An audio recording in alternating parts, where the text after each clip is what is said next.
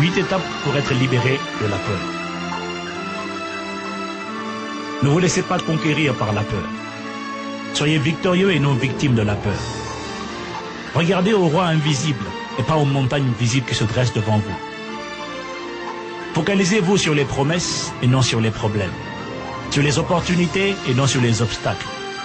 Confessez régulièrement votre assurance dans la parole de Dieu et recevez le courage d'aller de l'avant en regardant à Christ, l'auteur de votre foi et celui qui l'amène à la perfection.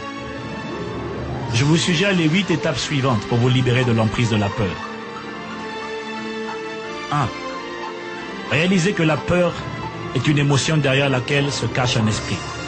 2 Timothée 1, verset 7. Un esprit de peur est un esprit dont la nature est la peur. Autrement dit, c'est un esprit qui a peur et qui manifeste ce qu'il est. Puisqu'il a toujours peur, si vous demeurez dans la peur, vous l'invitez implicitement et il manifestera en vous ce qu'il est, tout simplement. Comprenez-moi bien, avoir peur ne signifie pas être possédé par un esprit de peur.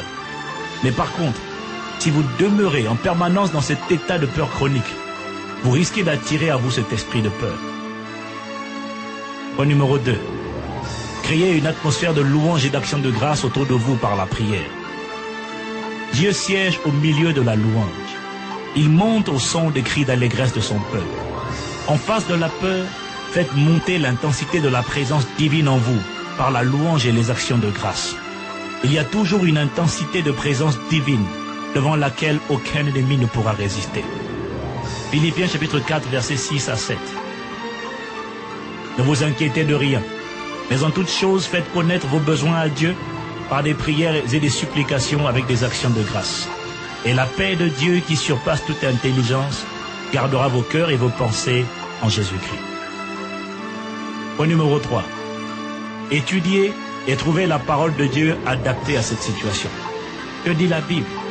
Quelles sont les promesses de Dieu adaptées à ce défi qui est devant vous? Dieu a déjà libéré toutes les provisions dont vous aurez besoin pendant votre voyage sur terre. Dieu a fait avec vous une alliance qui contient des promesses et des devoirs. La particularité de l'alliance avec Dieu est qu'aucun cas de force majeure ne peut être évoqué pour rompre cette alliance. En d'autres termes, Dieu est lié par ce qu'il a promis. Mais c'est votre responsabilité de lui rappeler ce qu'il a déclaré dans les promesses de la nouvelle alliance. Ésaïe 43, verset 26. Réveille ma mémoire, plaidons ensemble. Parle toi-même afin que tu sois justifié. Point numéro 4. Confessez de votre bouche ce que vous voulez et non ce que vous voyez. Proclamez régulièrement et à haute voix ce que vous savez et non ce que vous sentez. Devant la peur, ce n'est plus le moment de parler à Dieu, mais vous devez vous retourner vers la montagne devant vous pour lui ordonner de disparaître dans le nom de Jésus. Souvenez-vous que Satan ne comprend qu'un seul langage, et c'est celui de la violence. Proverbe chapitre 18, versets 20 à 21. C'est du fruit de sa bouche que l'homme rassasie son corps, c'est du produit de ses lèvres qu'il se rassasie. La mort et la vie sont au pouvoir de la langue, quiconque l'aime en mangera les fruits. Point numéro 5.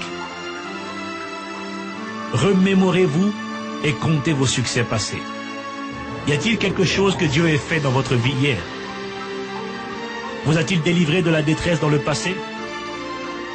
Certainement, avec un peu de recul, vous vous apercevrez que Dieu a fait de grandes choses dans votre vie et que n'eût été sa bonté, vous ne seriez pas là où vous êtes aujourd'hui.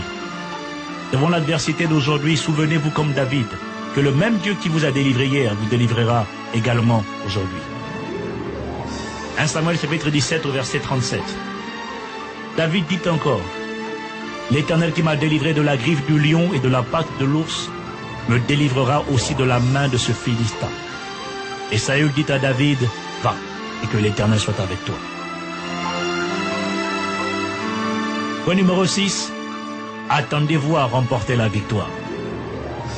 Jouer pour gagner et jouer pour ne pas perdre fait toute la différence entre un gagnant et un perdant. Lorsque vous avez prophétisé votre victoire, attendez-vous à triompher. Car en Christ, vous avez déjà triomphé.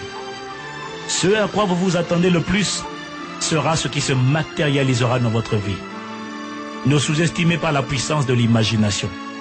Vous devez percevoir le succès pour le concevoir, puis croire avant de pouvoir le recevoir.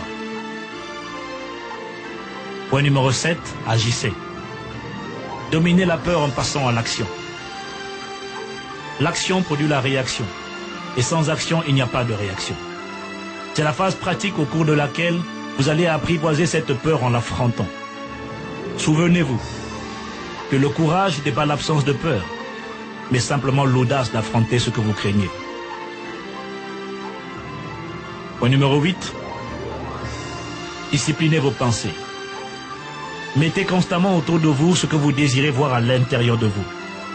Puisque vos pensées sont influencées par ce que vous entendez, disciplinez-vous pour n'écouter autant que possible que ce qui vous édifie. Saturez-vous de paroles positives, assertives et de paroles de foi. Lisez et écoutez des enseignements, des cassettes de proclamation positive de la parole de Dieu. Je vous recommanderai à ce sujet Prier ensemble, dont je suis également l'auteur, ou des témoignages de personnes qui ont réussi à vaincre la peur, la procrastination et l'échec. En résumé, nourrissez régulièrement votre esprit de tout ce qui est positif et agréable à Dieu. Philippiens 4, verset 8. Au reste, frères, que tout ce qui est vrai, tout ce qui est honorable, tout ce qui est juste, tout ce qui est pur, tout ce qui est aimable, tout ce qui mérite l'approbation, ce qui est vertueux et digne de louange, soit l'objet de vos pensées.